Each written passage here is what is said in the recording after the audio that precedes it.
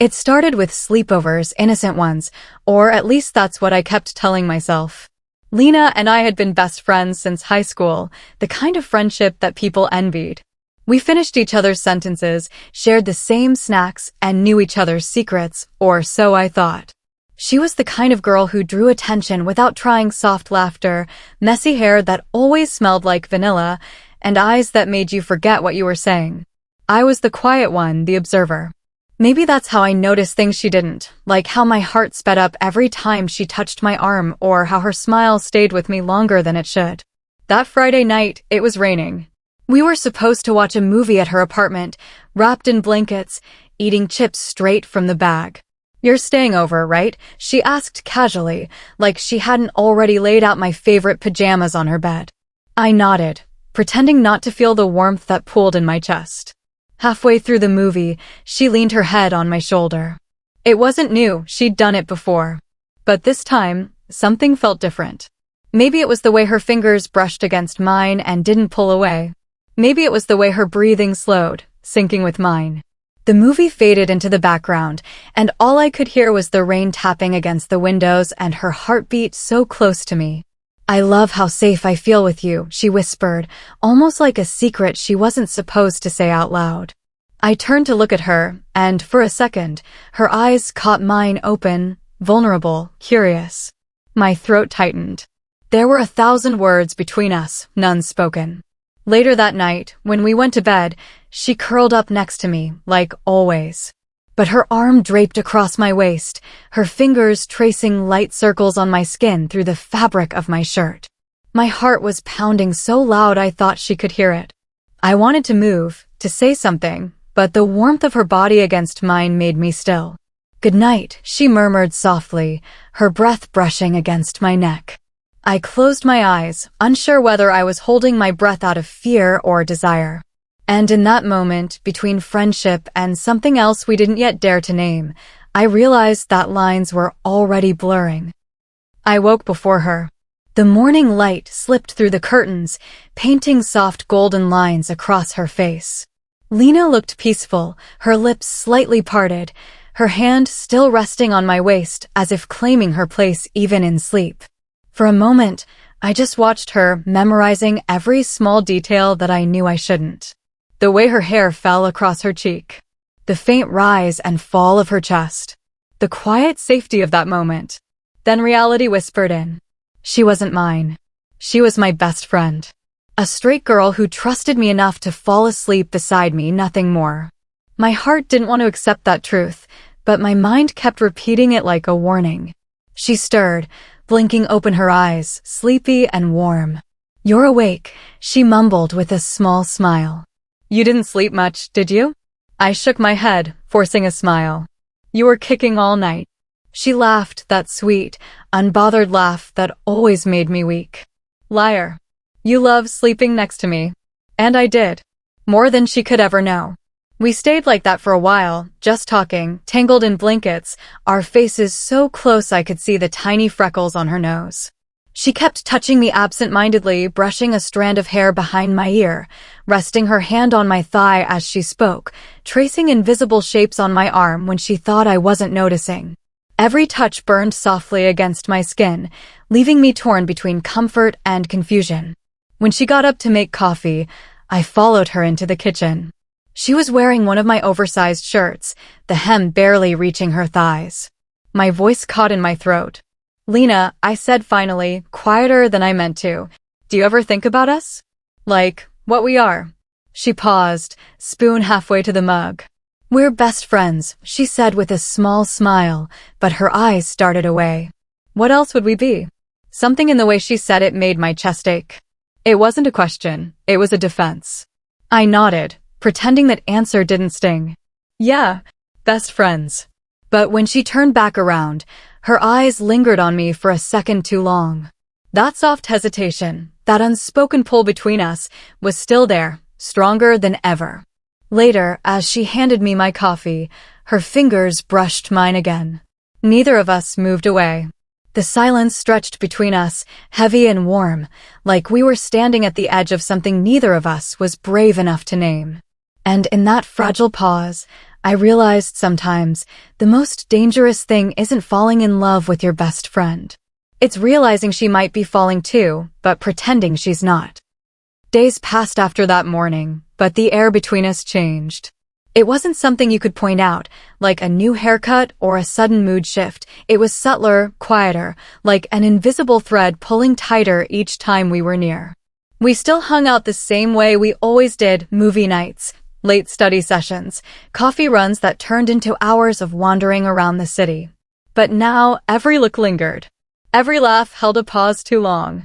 Every time our hands brushed, it was followed by silence that neither of us dared to break. One evening, I went over to her place after work. She texted, "Come over, I miss you." Simple words, but my heart reacted like they meant everything. When she opened the door, she was in an oversized hoodie and messy bun, her usual comfort look, but somehow it still made me weak. We ordered takeout, watched a show, and talked about nothing until the quiet settled in again. The kind of quiet that asks questions neither of you wants to answer. She shifted closer, resting her head on my lap like she used to. My fingers found her hair almost automatically, combing through soft strands. She sighed, eyes closed. "You always do that when I'm stressed," she murmured. "Do what?" I asked, though I already knew. "Touch my hair. It calms me down." She smiled faintly. "You make everything feel safe." Something in her tone made me freeze. I didn't move my hand, but my heart started racing. I wanted to ask why me? Why not one of the many boys she flirted with, or the guy she'd been seeing casually last month? But I stayed quiet. When she looked up at me, her eyes searched mine, slow, steady, deliberate. "Do you ever think about us?" she asked softly, repeating the very question I'd asked days ago.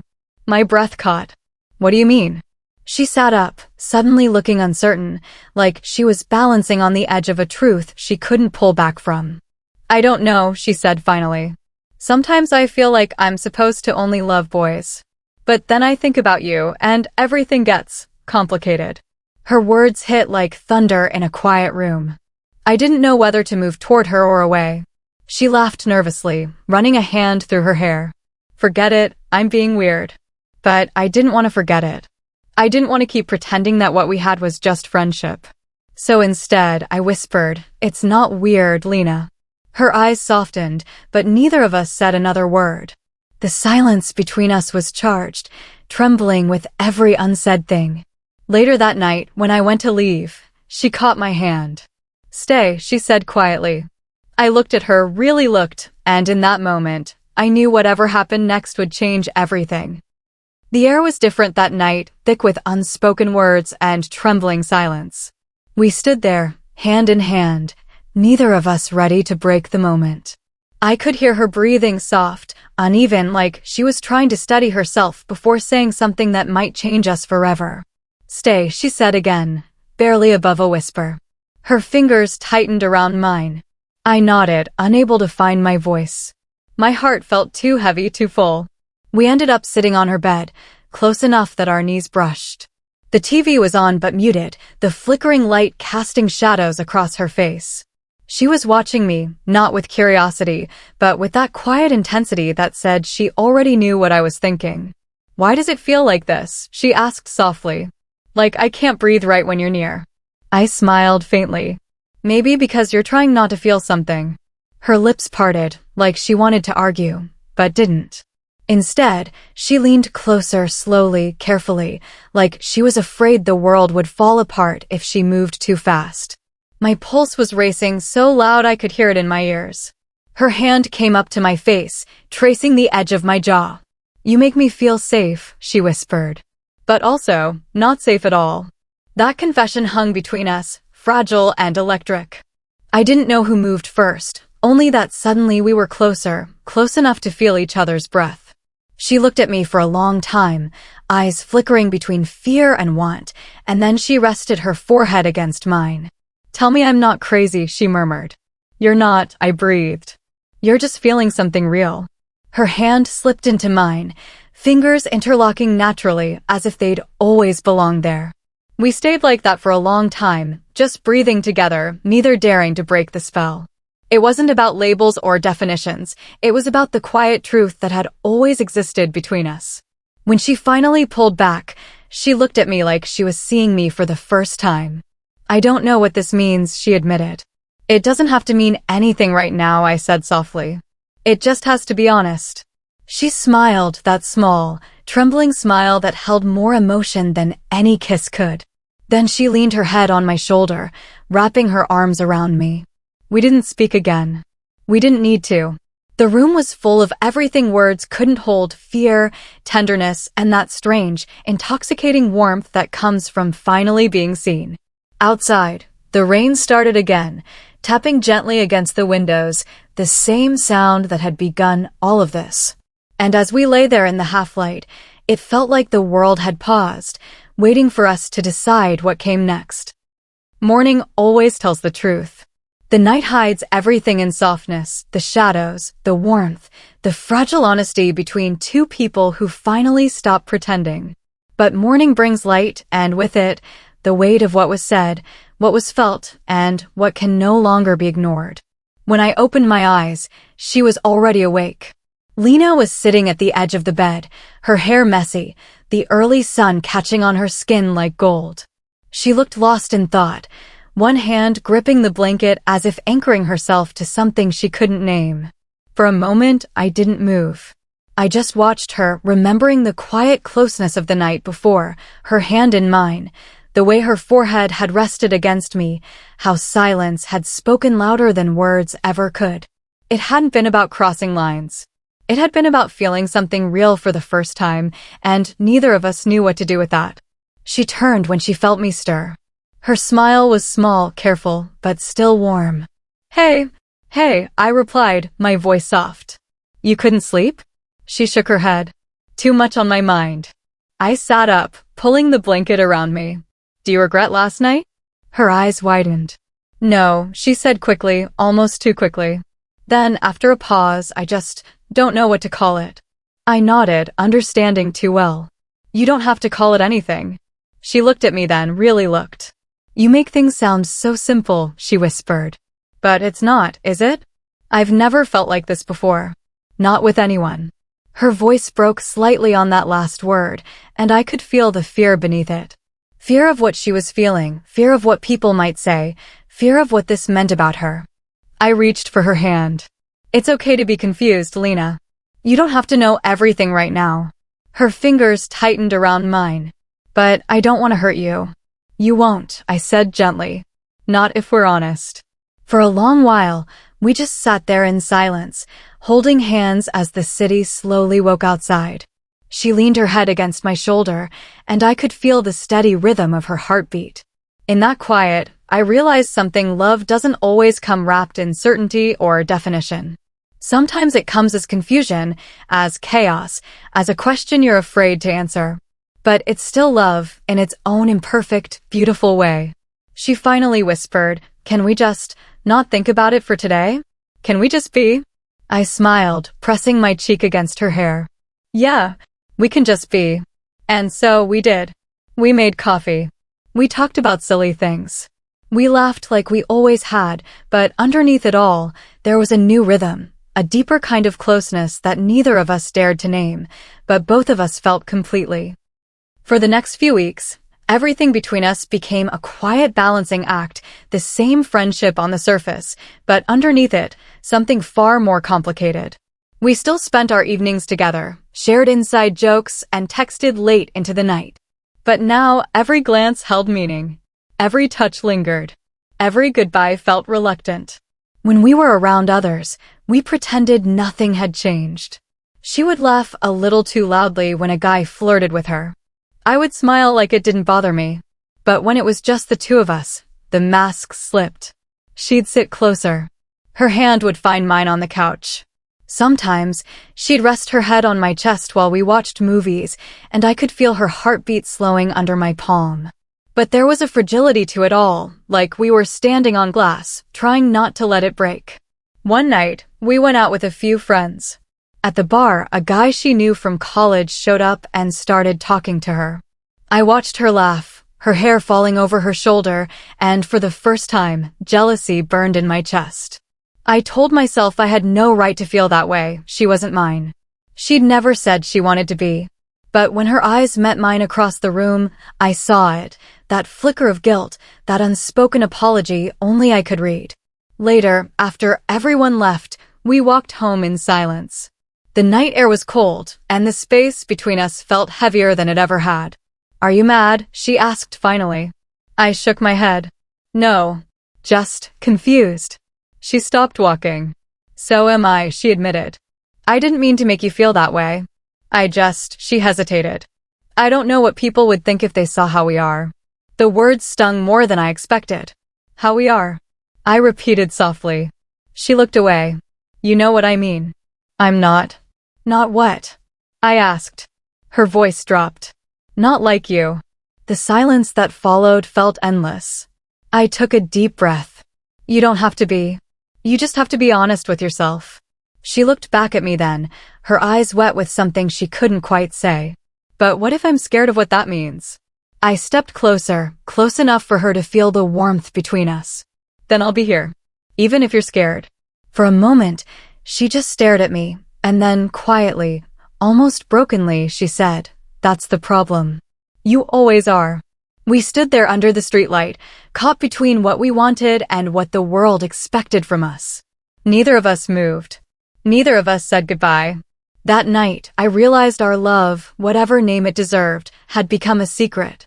One we both protected, and one that slowly began to protect us in return. Keeping something that real hidden never lasts forever. Little pieces of the truth begin to slip through, looks that linger too long, smiles that mean too much, touches that can't be disguised as casual. It started small. During brunch with friends, Lena reached for my coffee mug by mistake, took a sip, and didn't even flinch when everyone noticed. One of our friends teased, "You two act more like a couple than besties." Lena laughed it off, but the way her fingers trembled around the cup didn't escape me. At work, she'd text me, "Miss you." Lunch later? "Can't stop thinking about our night in." And even though there was nothing explicit in the words, every message carried a pulse that made my heart skip. One evening, I went to her apartment after a long week. She opened the door with that familiar warmth, but her eyes looked tired. "They've been asking questions," she said. "About us."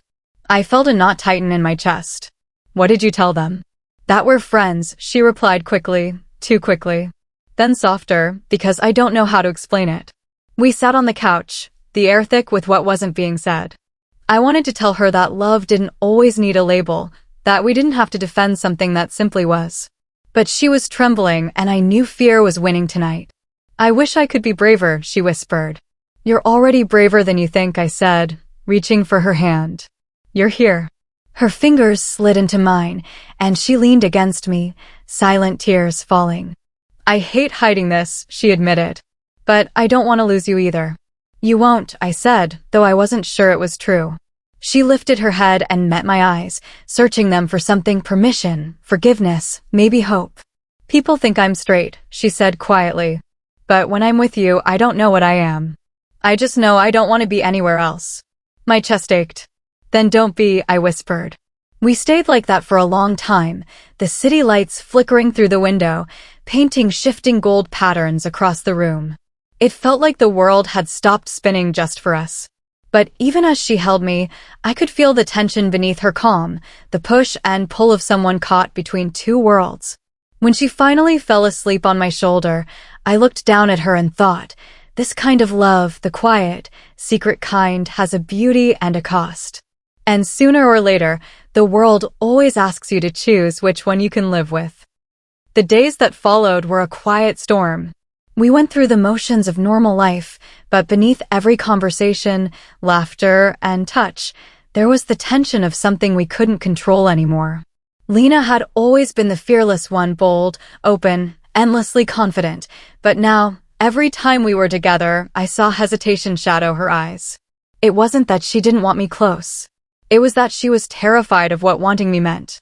One night, we sat on her balcony, the city lights stretching below us like constellations.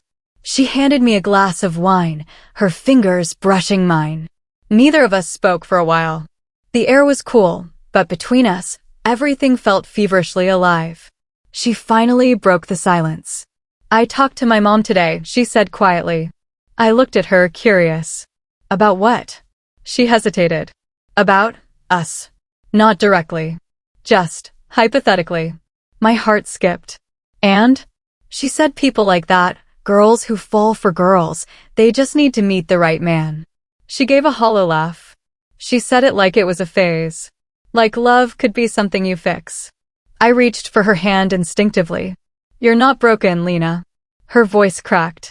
"Then why does it feel like I'm breaking everyone else's expectations just by being near you?" I didn't have an answer. Because she wasn't wrong.